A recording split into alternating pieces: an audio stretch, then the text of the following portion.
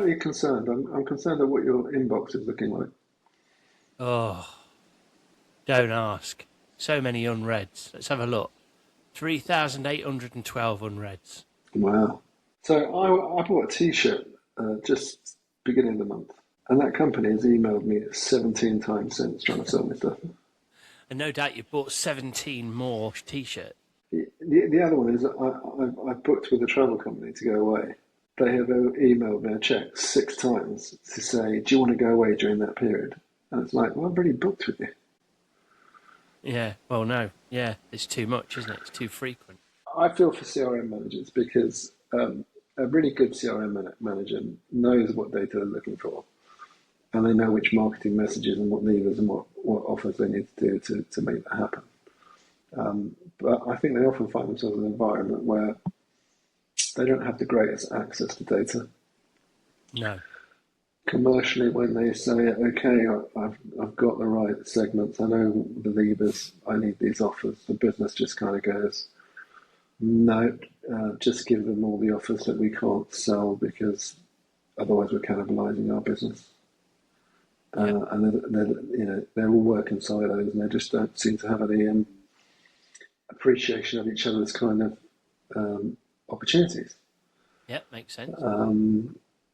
And there's this thing where I've sat in many a meeting, and I don't know if you've done the same thing, where you kind of get the impression they're talking as if they're the only ones that are trying to hit, the consumer's inbox. Yeah. And and even today, people get on average between 60 and 100 emails today, Yeah. It's too many. and that It's far each and too every many. day. Yeah, and people are overwhelmed by it. But what can you do? Because you can't, if you're Nike or Mm. McDonald's or any brand, like, do you pull back on the email? Because then you'll lose your share of voice in the marketplace. Well, do you? Because I think it's about relevance, right? So it's like, Mm. yes, I bought this T-shirt and I've got 17 emails since, right? But now it's not encouraging me. It's annoying me. Yeah. And if any of those emails were even remotely relevant, because I went through them just before this podcast just to see, and they're not really. They're all generic. It's a Yeah. generic message in each one of them. Um, and there's a lot of data about it. 51% describe promotions as generic and predictable, which is what we're just talking about. Yeah. 48% find them irrelevant, and 29% can't recall a memorable promotion. I agree with this, but what's the answer? Because I think the nervousness for a brand is, well, if I try and not, if I just say, well, I'm only going to send 4 emails a year because we make garden furniture. People aren't buying that every week. For sure, but I think it's about relevance, and it's also the fact that you can't just rely on email because it's free, Yeah. right? So it's like if you really want to kind of get in front of people, don't just rely on email. So did you ever have Hotmail? Yeah, I had a Hotmail years and years ago. I'm more of a Gmail man these days, but yeah, I had a Yeah, Hotmail. me too, me too. But my first original email was Hotmail, so now it's called Outlook.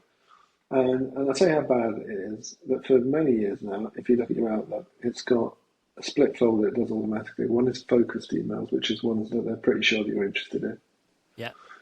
And then everything else goes into a tab called Other, which might as well say bin on it, right? Yeah, yeah. Because Nobody's opening that, are they? nobody's opening that. Okay, this is all very well, Bob, but what is it that consumers want from an email? Well, the data suggests that they just want relevance, right? So they have far more respect for you if you write to them when you've got a relevant offer for them. And I don't think it has to be, highly personalised, just relevant. And they have an expectation that if you hold their data in this age, right, that you'll be able to cross-reference what they've bought before and when they buy and everything else to be able to do that. Hmm.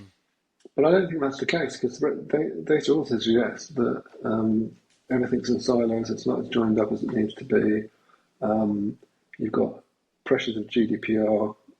You've got pressures of the fact that a lot of people say they've got a huge database when you're talking to them about a partnership deal, and they talk about the millions and millions of people they've got, and you get all excited. And then when you ask them how many of those you've got permissions for, the number suddenly goes down to like 200,000 or something. Who do you think's doing it well then? Who do you think's getting the CRM right? I think it's more about relationship where they don't always tell you about deals and things like that.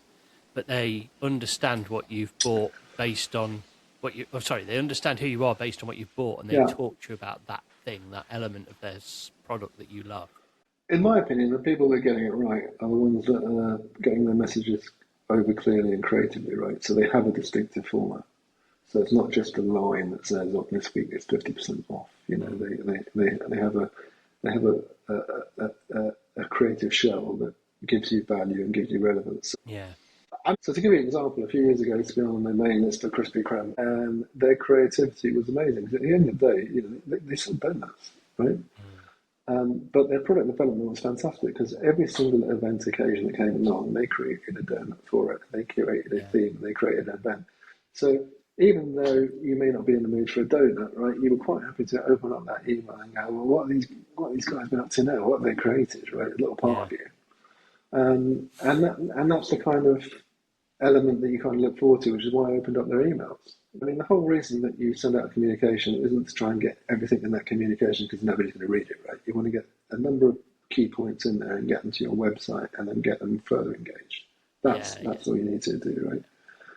And the second thing to do is just because you've been told by the business or because you feel you have to send something out every week, don't, because you don't have to send something out every week. You need to send something out when it's relevant. And if there's nothing relevant this week, then don't do it.